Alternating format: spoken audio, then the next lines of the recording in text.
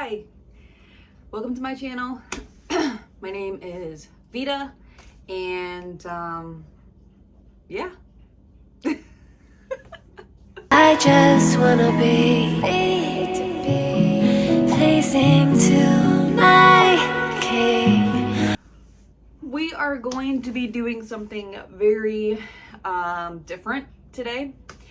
So we are going to be talking about how to recognize God's voice. And while I'm talking about this, I'm also going to be doing my hair. My hair is already done, clearly. I recorded my hair stuff last night, and I hope that you can get something out of this. If you have any things to add to how to recognize God's voice, please leave them in the comment section below. And I will also have all of the products that I use in the description because I did not put them on the video. So if you're wondering what products I use, I show them, but I don't have the name. So you'll just find that below in the description box. All right, let's get into it. Now, the things that I'm going to give you are just some points that I have learned and what has helped me recognize God's voice better. So this is not the end all be all, but I just wanted to give my help to help you recognize God's voice. And these are, like I said, these are just things that have helped me to recognize his voice. So you can take them or leave them. It's completely up to you. So the very first thing that I'm always going to direct someone to is getting in God's word. You are not going to know God's character, what he likes, what he dislikes, unless you get in his word. You start there. You can use his word to confirm what you heard. So if you heard something and you're not sure, you can always trace back what he said to his word. It will always match. It will never be slightly altered. It will be always spot on. And so I want to encourage you to really dig into your word, to really understand who God is by his word, because that's the best thing that's going to help you recognize what is him, what is you, and what's the enemy. And I'm going to get into those three voices later on in this video. The second thing that I would advise or suggest is to build a relationship with him.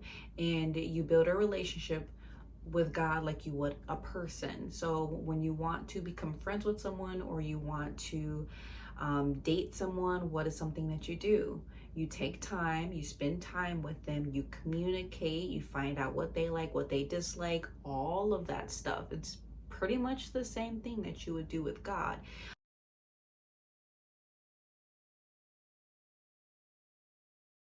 You would use prayer, reading his word, worship, all times of intimacy to build a relationship with him.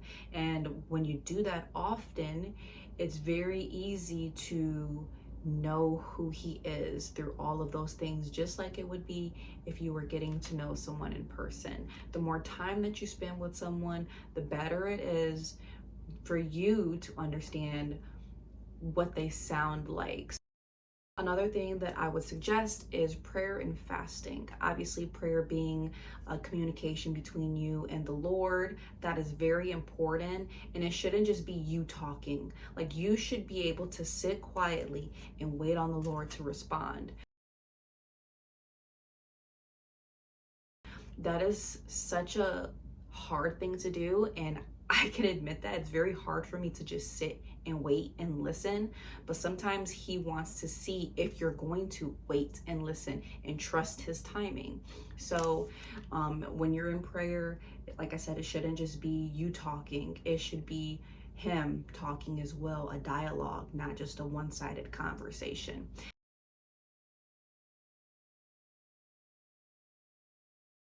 Fasting, because fasting will help silence other voices.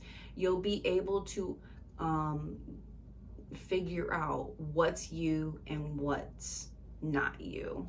if that makes sense. So like you'll be able to know, this is my flesh talking, this is not God talking. Fasting will definitely help with that, and it'll also strengthen your spirit man, and your flesh will basically be submitted to your spirit man. So I would also recommend fasting to hear God better.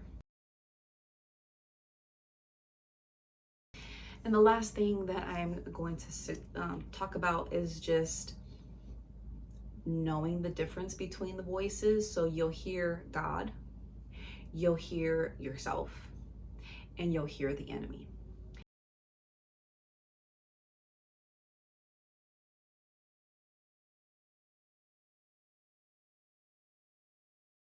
God is always going to speak to you, like I've said in the past, how he speaks in his word. It'll be love, conviction sometimes, encouragement, confirming your identity, just things like that. Very positive for the most part. Unless you're doing something you're not supposed to, then that's when conviction will come in.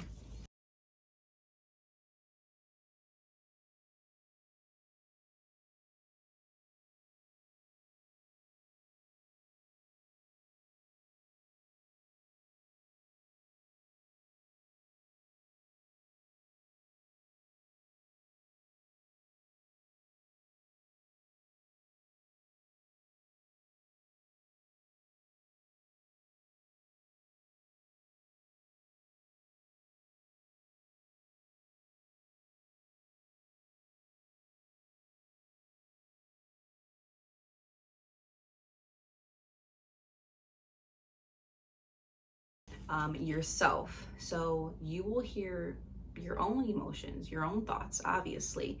Those will be more centered about you. Those will be more, I feel, me type of thing.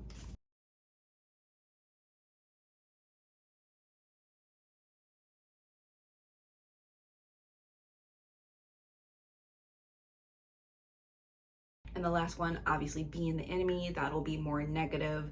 When you hear those things, it'll be, things about shame and guilt and fear and all of the negative stuff. You're not good enough, and they're talking about me. Those are all the enemies, whispers and chatters. And so these are the three voices that you will hear. And the more that you spend time with God, you'll be able to pick up on his voice right away.